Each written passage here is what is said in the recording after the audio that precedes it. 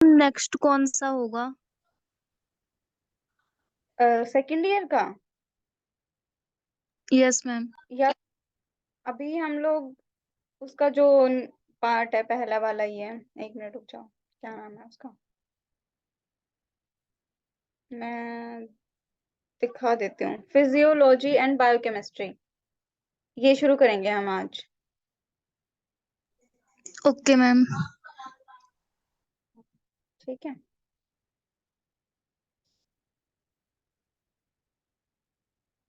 Okay and आप लोगों के लिए एक अनाउंसमेंट ये भी है कि आपकी फिजिक्स की क्लास 9 बजे है, सेकेंड ईयर वाले बच्चों, तो आप लोग प्लीज ज्वाइन कर लेना। ओके, देन आज का शुरू कर लेते हैं। पहले हम हमारा फर्स्ट वाला ये जो काम चल रहा है उसी में देख लेते हैं। इसके अंदर हमने एनिमल लाइक प्रोटिस्ट और जो प्रोटोजोअन्स है ये मैम, हम कंप्लीट कर चुके हैं। हाँ मैम ये हाँ, फिर फर्स्ट ईयर की है तो मैम ड्रॉप कर दूं ये क्लास? देखो अगर आपको बेनिफिशियल लग रही है तो आप बिल्कुल कंटिन्यू करो। अगर आपको ये लग रहा है कि आपको ज्वाइन, मतलब आपकी क्लास शुरू हो तब आपको ज्वाइन करना है, देन आप 8:30 पे एग्जैक्ट आप ज्वाइन कर लेना। Okay ma'am. मैम उसमें BBYCT 135 होगी? हाँ जी। ठीक है ma'am. Thank you ma'am.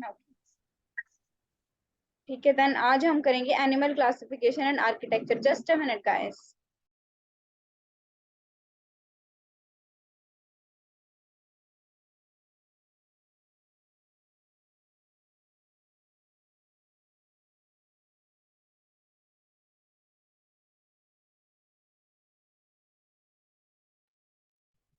Sorry for this disturbance. ठीक है, आज हम एनिमल क्लासिफिकेशन एंड आर्किटेक्चर के बारे में देखेंगे।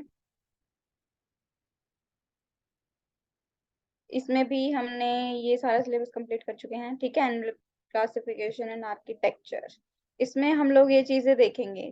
पहला हमारा टॉपिक यही है। देन सेकंड में हम लोग लिविंग ऑर्गेनिजम्स की क्लासिफिकेशन के बारे में और उनका बायनोमियल नेमिंग, बायनोमियल नेमिंग की उनको साइंटिफिक नेम हम किस तरह से देंगे, ठीक है, उस चीज के बारे में देखेंगे। स्पीशीज के कंसेप्ट पढ़ेंगे, हम उनकी क्लासिफिकेशन को देखेंगे। देन हम देखेंगे modern classification system. After that we will discuss कि हम आगे कर लेंगे। अभी तक का पोर्शन में हम ये देखेंगे, यहाँ से हम शुरू कर लेते हैं। पहली वाली यूनिट में जैसे हमने पढ़ा था यूनिसेलुलर यूकैरियोट्स के बारे में, यानी कि प्रोटिस्ट के बारे में हमने पढ़ा था। ठीक है, जिनको हमने एनिमल की तरह ही सपोज करा था कि वो एनिमल के जैसे ही हैं, और उनको प्रोटोजोआ किंगडम के अंदर हमने स्टडी करा था। पर उसके अलावा यूनिसेलुलर तो हमने पढ़े थे, लेकिन जो अदर मल्टी सेलुलर एनिमल्स हैं हमने उन्हें मेटाजोआ के अलग अलग फाइलम के अंदर हमने उनको प्लेस करा है। ठीक है, पहली वाली यूनिट का अगर याद हो तो हम लोगों ने क्या पढ़ा था, 3 क्लासिफिकेशन सिस्टम पढ़े थे, 3 डोमेन पढ़े थे क्लासिफिकेशन सिस्टम के। ठीक है, उन 3 डोमेन्स के अंदर जो मल्टी सेलुलर एनिमल्स हैं उनको अरिस्टोकोंटा के अंदर अंदर रखा गया था, जिसके अंदर फंजाई और कुछ उसके जैसे ही जो उसके क्लोजली रिलेटेड यूनिसेलुलर प्रोटोजोन्स थे उनको ऐड करा गया था। ठीक है, जब हम एनिमल डाइवर्सिटी के बारे में पढ़ते हैं तो हम देखते हैं कि सारे के सारे जो एनिमल्स हैं जिनके अंदर ह्यूमन बींग्स भी हम लोग इंक्लूड करते हैं, वो क्या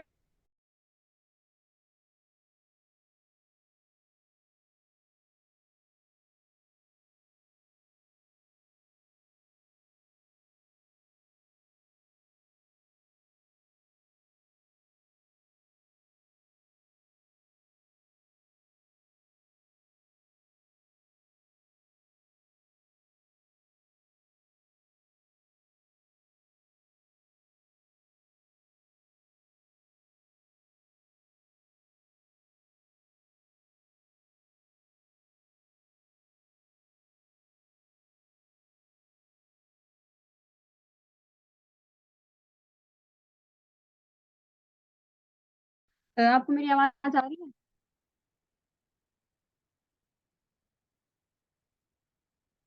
please response, can you hear me? Yes ma'am. Yes ma'am. Yes ma'am. Then हमने क्या देखा कि कैम्ब्रियन पीरियड, हाँ Cambrian period I don't know आप लोगों को याद है नहीं याद है, लेकिन ये क्या है, जब हम इवोल्यूशनरी टाइम स्केल पढ़ते हैं तो उसके अंदर उसको ना 3 पीरियड्स में डिवाइड करा गया है अकॉर्डिंग टू टाइम। ठीक है, तो उसी के अंदर एक टाइम है जिसको नाम दिया गया है कैम्ब्रियन पीरियड। उस कैम्ब्रियन पीरियड के अंदर क्या है, जो फोसिल्स प्रेजेंट थे ना और जो आज के मेटाजोअन्स हैं वो एक दूसरे के साथ सिमिलैरिटी दिखाते हैं, मतलब उस टाइम के जो भी ऑर्गेनिजम्स थे वो फॉसिल बन गए हैं, और वो जो फॉसिल्स हैं आज के मेटाजोअन्स के साथ सिमिलैरिटी शो कर रहे हैं। ठीक है। देन इसीलिए क्या है कि अगर हम मान लें उस टाइम के जो भी ऑर्गेनिज्म थे और आज के जो ऑर्गेनिज्म है वो क्या करते हैं, कॉमन एंसेस्ट्रल फॉर्म्स दिखाते हैं, यानी कि उनका जो एंसेस्टर था, जो जिससे वो अराइज हुए हैं, वो सबके सब कॉमन है। एक ही ऑर्गेनिज्म ऐसा था जिससे सब अराइज हुए हैं, और वो थोड़े थोड़े एक दूसरे के जैसे बन गए हैं, या थोड़े थोड़े एक दूसरे से अलग बन गए हैं। कुछ ऐसे ही अजम्पशंस हैं जिनके बेसिस पे हम उनको, या तो हम उसकी सिमिलैरिटी देख सकते हैं या हम उनके डिफरेंसेस को देख सकते हैं। जैसे कि मॉर्फोलॉजिकली हम देख सकते हैं, उनके डेवलपमेंटल फंक्शंस को देख सकते हैं, वो फिजियोलॉजिकल फंक्शंस को देख सकते हैं, उनके बायोकेमिकल और जेनेटिक, इस तरह की कुछ चीजें हैं जिनको हम सिमिलर सिमिलर देख के या उनको अलग अलग डिफरेंसेस को देख के हम उनको अलग अलग ग्रुप्स के अंदर डिवाइड कर सकते हैं। अब इन चीजों को पढ़ने के लिए हमें, इतनी सारी डाइवर्सिटी है जिसमें एनिमल लाइफ इंक्लूड है, इन सब के बीच के इंटर रिलेशनशिप को पढ़ने के लिए क्या करना है, इनको अलग अलग कैटेगरीज के अंदर डिवाइड करना बहुत ज्यादा इंपॉर्टेंट हो जाता है, ताकि उनकी सिमिलैरिटीज को देख के, उनके डिफरेंसेस को देख के हम उनको अलग अलग कैटेगरीज में रख दें। उसी अकॉर्डिंग फिर हम एक एक को उठाएं, और एक एक को फिर उसके बाद हम स्टडी कर पाए इजीली। सब कुछ ऐसे मैच ना हो जाए कि अच्छा इसके फंक्शन भी ऐसे थे, इसके भी ऐसे थे, लेकिन उसके अलग थे। तो इसीलिए हम क्या करते हैं, अलग अलग उनको कैटेगरीज में डिवाइड करके देखते हैं। इसीलिए इस चीज के लिए, इस क्लासिफिकेशन के लिए बहुत सारे क्लासिफिकेशन सिस्टम्स जो हैं वो एट प्रेजेंट दिए गए हैं, बहुत सारे साइंटिस्ट ने उन चीजों को दिया है। लेकिन ये जो है ना, ये चीज, किसी भी चीज को इम्पोज करना आर्टिफिशियल तरीके से, हम किसी चीज को अपने ईज करने के लिए, अपने खुद का आसानी करने के लिए, उनको पढ़ने के लिए उन चीजों को डिवाइड करना इतना भी इजी नहीं होता है। उनके एविडेंसेस को देखना पड़ता है कि रिलेशनशिप किस तरह के थे, कौन सा ऑर्गेनिज्म किस ऑर्गेनिज्म से कितनी स्पीशीज के बाद रिलेट कर रहा है, या उसके बीच में कितनी स्पीशीज आई हैं, उनके कॉमन एंसेस्टर कौन से थे। तो बहुत सारी चीजें, फैक्टर जो है वो मैटर करती हैं। इस यूनिट में हम लोग क्या देखेंगे, यूनिसेलुलर जो यूकैरियोट्स, प्रोकैरियोट्स हैं, उन सबको, सॉरी मेरी स्लाइड थोड़ी पीछे चली गई थी। ठीक है, इसके अंदर हम लोग क्या करेंगे, जो जनरल प्रिंसिपल्स हैं जो कि क्लासिफिकेशन के लिए जरूरी हैं, या फिर जो रूल्स फंडामेंटल जो बनाए गए हैं हायरार्कियल सिस्टम ने, जब इनकी इवोल्यूशनरी रिलेशनशिप्स को देख के, यानी कि किस तरह से कौन सा ऑर्गेनिज्म इवोल्व हुआ है और उसके साथ साथ कौन से दूसरे ऑर्गेनिज्म इवोल्व हुए हैं, वो एक दूसरे से किस तरह से रिलेट करते हैं, इन चीजों को एक कैटेगरी में डिवाइड करने के लिए कुछ प्रिंसिपल्स बनाए गए थे, कुछ रूल्स बनाए गए थे। हायरार्कियल सिस्टम ने इनको डेवलप किया था। तो हम इन चीजों को डिस्कस करेंगे ब्रीफली, जो कि क्लासिफिकेशन सिस्टम कौन सा एक्सेप्ट करा है बायोलॉजिस्ट ने, और उसको अब हम किस तरह से, जो ऑर्गेनिजम्स हैं उनकी बॉडी ऑर्गेनाइजेशन को या फिर उनके बॉडी प्लान्स को किस तरह से हम अलग अलग डाइवर्सिटी के अंडर, एनिमल फॉर्म्स के अंदर हम उनको डिवाइड कर सकते हैं।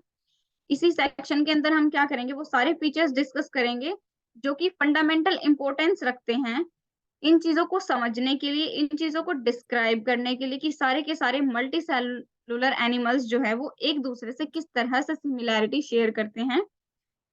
अभी इन्हीं चीजों के बेस पे जो भी अभी हम पढ़ रहे हैं, इनकी क्लासिफिकेशन सिस्टम को पढ़ रहे हैं, इसके फंडामेंटल इंपॉर्टेंसेस को पढ़ रहे हैं, कौन से क्लासिफिकेशन सिस्टम एक्सेप्ट हुए हैं, कौन से प्रिंसिपल यूज हुए हैं, इन चीजों को साथ साथ लेके चलते हुए हम लोग क्या करेंगे, क्लासिफिकेशन सिस्टम जो कि फॉलो हो रहे हैं एट प्रेजेंट एनिमल डाइवर्सिटी के अंदर, कोर्सेज के अंदर जिनको अप्लाई करा गया है, हम उनको भी देखेंगे। क्या,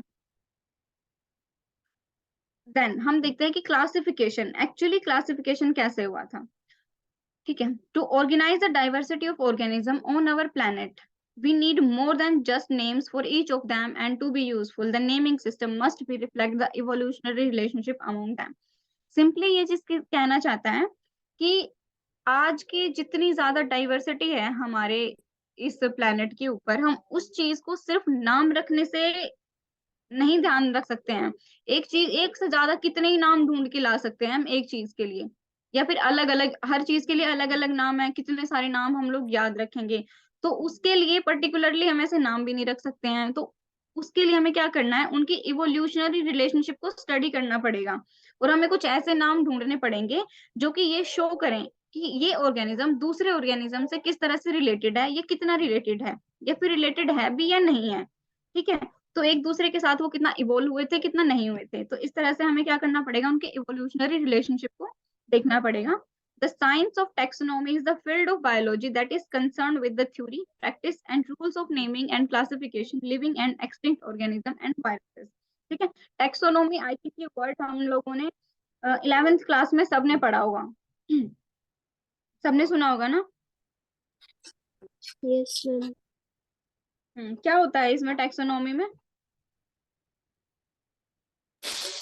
मैम इसमें जो क्लासिफिकेशन करते हैं और नेमिंग से रिलेटेड रूल्स को पढ़ते हैं।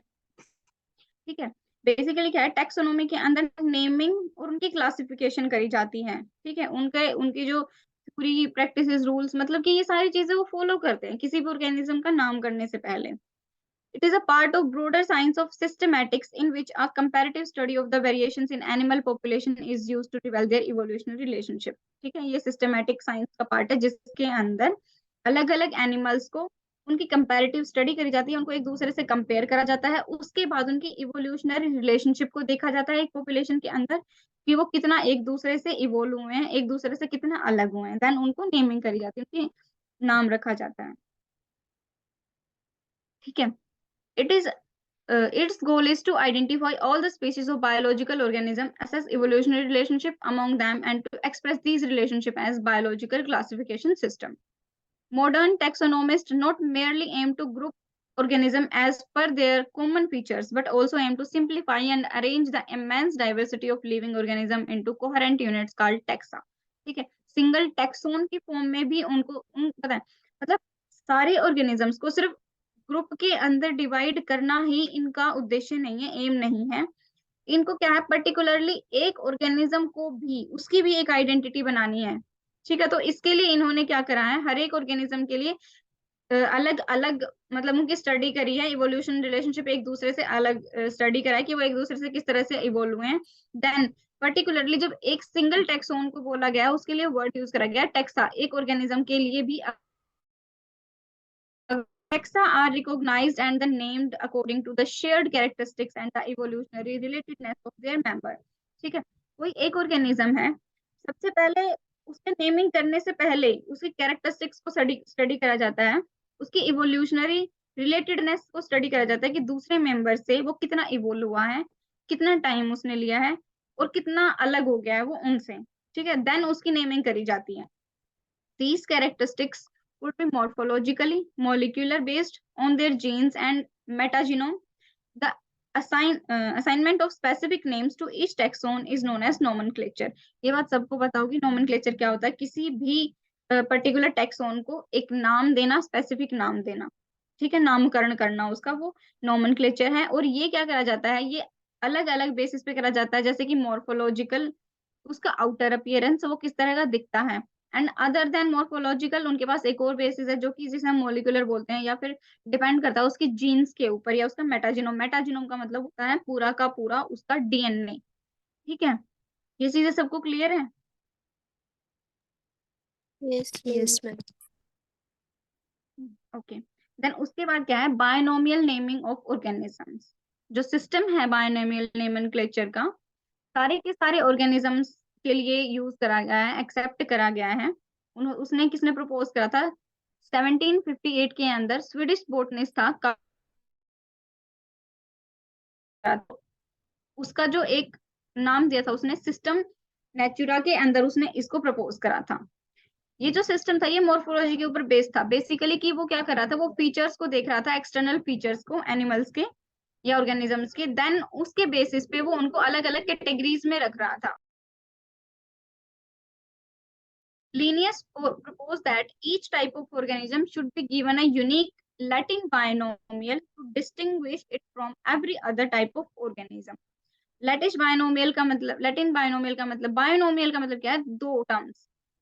उसने क्या करा था, उसने ये बात सोची कि हर एक ऑर्गेनिज्म को दो टर्म्स का नाम देना है, और वो ऐसा नाम होना चाहिए जो कि वो अलग हो बाकी सारे ऑर्गेनिज्म से, वो किसी भी ऑर्गेनिज्म के साथ मैच ना हो। The first word in this system designates the genus और अगर हम उसको प्लूरल में बोले तो जेनेरा, और जो दूसरा वाला था वो था उसका स्पीशीज। ठीक है, जो कि जीनस का मतलब है कि वो कौन सी स्पीशीज से बिलोंग करता है। पहला जो वर्ड है वो जीनस होगा एंड जो सेकंड है वो स्पीशीज होगा। एग्जाम्पल के लिए हम देख लेते हैं, डोमेस्टिक कैट, इसका नाम इसने रखा था फेलिस कैटस। ये इंडिकेट करता था कि जो डोमेस्टिक कैट है वो फेलिस जीनस के अंदर रखी गई है और जो कैटस है वो उसका स्पीशीज है। Is it clear to everyone? Yes, ma'am. वैसे ये यस बहुत मैम। Yes, ma'am. ठीक है। This complete name distinguishes a domestic cat from the other species in its genus Felis, such as Felis banglanesis, जो कि leopard cat थी, और जो Felis cows थी वो थी जंगली cat at found in India। इसका कहने का बेसिकली मतलब क्या था, उसने फेलिस तो रखा, जीनस तो सेम रखा, क्योंकि वो है तो कैट, लेकिन उसकी स्पीशीज जो थी वो अलग अलग थी। वो डिपेंड कर रहा था वो कौन सी कैट है। डोमेस्टिक कैट को उसने कुछ और नाम दिया, स्पीशीज कुछ और रख दी उसकी। लेपर्ड कैट जो थी उसकी स्पीशीज को चेंज कर दिया, जंगल कैट जो थी उसको स्पीशीज को चेंज कर दिया। कहने का मतलब ये था कि हर एक ऑर्गेनिज्म उसके पास अपना खुद की आइडेंटिटी हो, वो दूसरों से मैच ना होती हो। बेशक से वो सेम स्पीशीज मतलब सॉरी सेम जीनस है उसका, बट वो स्पीशीज अलग है बिल्ली ही, लेकिन वो क्या है, वो अलग अलग स्पीशीज से हैं, तो इसलिए उनको अलग अलग नाम दिया गया। It also means that all the species coming under the genus Felis are more closely related and similar to one another than to species coming under any other genus. When the genus is understood, the binomial can be abbreviated as F catus and F scouse. जब ये genus समझ में आ गया था, ये चीजें याद हो गई थी कि भाई कैट के लिए ये वाला जीनस यूज करा गया है, तो उसको शॉर्ट फॉर्म में भी लिखना शुरू कर दिया, एफ डॉट का कैटस लिख दिया। ठीक है, ताकि बस हमें ये पता हो कि वो कौन सी स्पीशीज की कैट है। The generic name always begin with a capital. जब जो जेनेरिक नेम है, जो जीनस हम लिखते हैं, तो वो हमेशा कैपिटल वर्ड से स्टार्ट होना चाहिए। The specific name on the other hand begin always with small letter. जो स्पेसिफिक नेम है यानी कि जो स्पीशीज नेम है उसका, वो हमेशा छोटे लेटर से ही स्टार्ट होता है। Both the generic and the specific names are italic in printed or underline in the manuscript and typescript. जब अगर वो कोई चीज प्रिंटेड है तो उसको उसके लिए जो फॉन्ट यूज करा जाएगा वो इटैलिक में यूज होता है, जब भी हम कोई साइंटिफिक नेम लिख रहे हैं। एंड अगर हम उसे लिख रहे हैं या हम उसे खुद टाइप कर रहे हैं, तो एक टाइम पे अगर इटैलिक का जो ऑप्शन है वो नहीं है, तो उसमें क्या करा जाता है, उसको अंडरलाइन कर दिया जाता है, दोनों को, स्पीशीज और जीनस को। The binomial system of nomenclature is universal. इसका मतलब है कि कोई भी दो ऑर्गेनिजम्स, कोई भी दो एनिमल्स सेम नेम को शेयर नहीं करेंगे। And every animal has only one correct name as required by International Code of Zoology Nomenclature, ICZN। इसने जो नाम उसको दे दिया वो एक ऑर्गेनिज्म को, वो एक के लिए ही यूज होगा। अदर ऑर्गेनिज्म बेशक से वो सेम इसका है, जीनस का है, लेकिन उसकी स्पीशीज अलग है, तो वो उसका नाम अलग ही होगा, वो सेम नेम शेयर नहीं करेंगे।